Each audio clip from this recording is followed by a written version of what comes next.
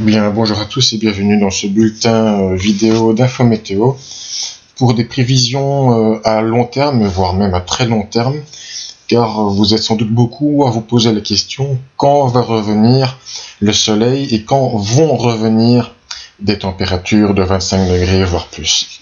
Bien, nous allons tenter ici de répondre à votre question avec d'abord ce diagramme des températures au niveau 800 hectopascal. Vous commencez un petit peu à le connaître. C'est le scénario prévu par le modèle des États-Unis. Et donc, vous avez la ligne rouge qui est la ligne des moyennes, et vous pouvez constater que, la ligne des normales saisonnières, vous pouvez constater que le scénario moyen, la ligne blanche, va rester clairement en dessous de cette ligne rouge pendant encore un petit temps. Il est vrai qu'il y a peut-être quelque chose le 21-22 août, mais ça nous paraît relativement insignifiant pour des tendances globales. Après quoi, eh bien, les choses pourraient évoluer. Mais il faudra vraiment mettre un double conditionnel là, parce que on est évidemment à long terme, on est au-delà du 25 août. Donc ça veut dire quand même une échéance à plus de 10 jours avec les températures qui pourraient remonter. Mais bon, encore une fois, c'est le conditionnel. Donc il faut vraiment faire très attention à cela.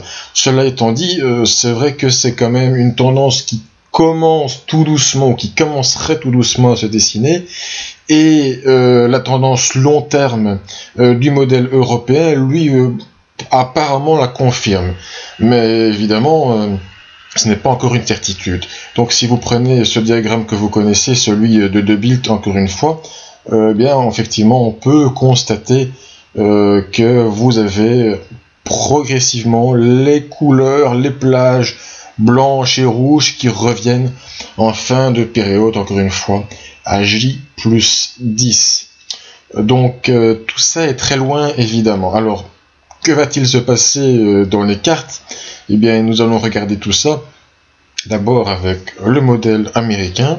Et donc, le voici. Vous avez donc clairement, on va mettre tout ça en évidence, vous avez clairement donc cette dépression qui va de nouveau arriver en fin de week-end donc sur nos régions et qui, comme la précédente, va tournoyer du côté de la Scandinavie. Avec donc de l'autre côté, sur l'Atlantique, vous avez un anticyclone. Donc par exemple, la situation à 144 heures, le jeudi 21 août, c'est quand même déjà bien avancé. Donc voilà la dépression, ici même. Vous avez les anticyclones qui remontent très très haut sur le Groenland. Et donc entre les deux, vous pouvez pas avoir de miracle, c'est un vent de nord-ouest. C'est pas une situation très typique de l'été, c'est plutôt une situation typique de l'automne ou de l'hiver. Donc c'est pas fameux, ça c'est certain. Après quoi, eh bien les choses pourraient commencer à évoluer. C'est vrai que progressivement, de toute façon, cette dépression va se combler, et c'est vrai qu'on pourrait avoir tout doucement des crêtes anticycloniques si nous prenons à 192 heures, enfin on va se positionner à 168 heures. C'est vrai qu'après on pourrait éventuellement avoir donc des crêtes anticycloniques qui commencerait à se développer ici timidement.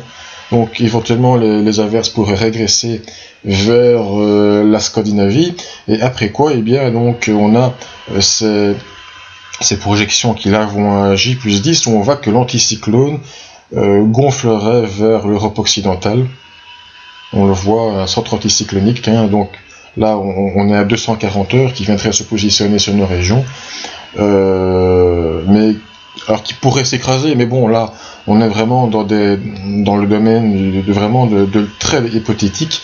Mais ce qu'il faudrait de toute façon surveiller, c'est qu'il y a toujours des dépressions qui pourraient être opérationnelles sur l'Atlantique. Donc ces anticyclones risqueraient d'être assez mobiles et ne provoqueraient pas de situation estivale vraiment durable.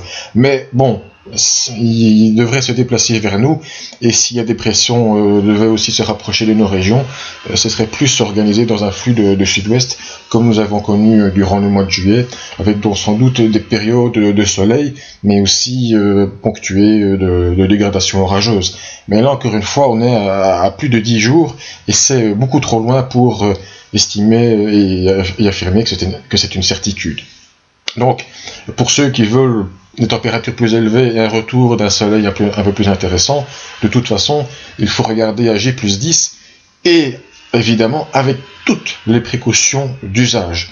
Ne prenez pas ce bulletin vidéo pour un réel espoir et une certitude.